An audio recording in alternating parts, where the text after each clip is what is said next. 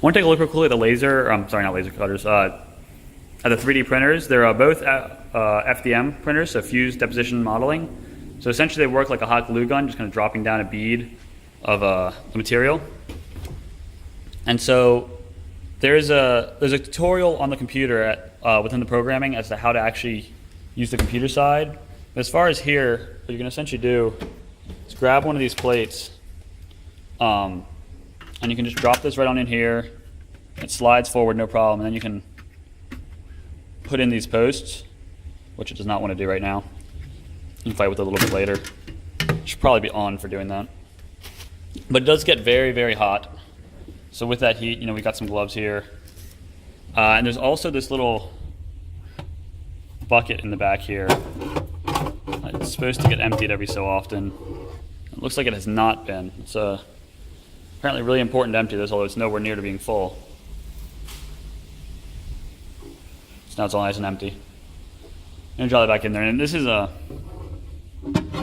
of the making this machine reliable stuff. But anyhow, with these little print beds that you use, and you have to use that, don't print on the metal, it'd be awful. You end up with things that look like this. So you can kind of see that the first layer that goes down kind of melts this material on these print boards, and that allows it to stick better. Thing is that these print boards are not cheap, they're actually pretty expensive. So, even if eventually you'll need to reuse spots, and that'll be inferior as to what you would want, but it's all right. But at least starting off, when you align your prints, think about this as, you get a little print, put it right here, and then put the next one right next to it. And then that way we can really fill up the entire board and have done as many prints on it clean as possible. And that'll help your prints come out better and also save us as much money as possible. Once you print stuff over there, if you use support material at all, which you probably will, then there's this base bath right here. There's a manual somewhere as to how to use it. But essentially you can give it a time to hang out here. There's a power switch back here on the back.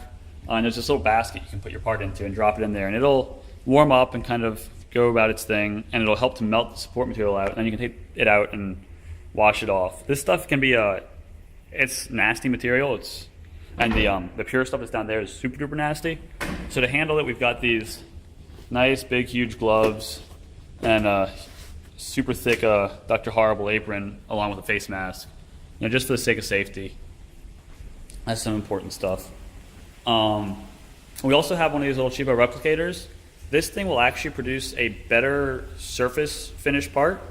It's not as reliable. It takes a lot more tinkering. And this one actually needs a few modifications. Like right here, there's a new part that goes in there. They're sitting over in Whitaker. Somebody needs to grab it and put it in here. We have this tape right here that allows you to put a surface down that you can easily pull up with the part on it, if you're having trouble removing it.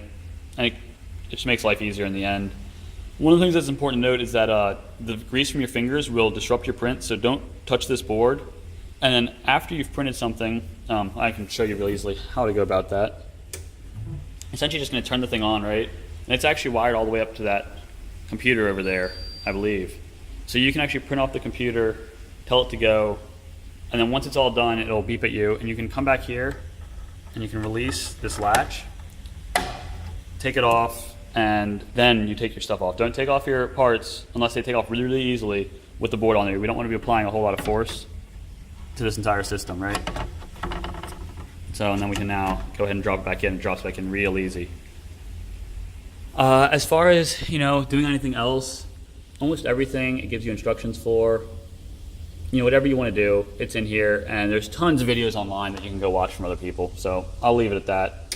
The only other thing I do want to mention is that we had wanted to put some of these spools of filament.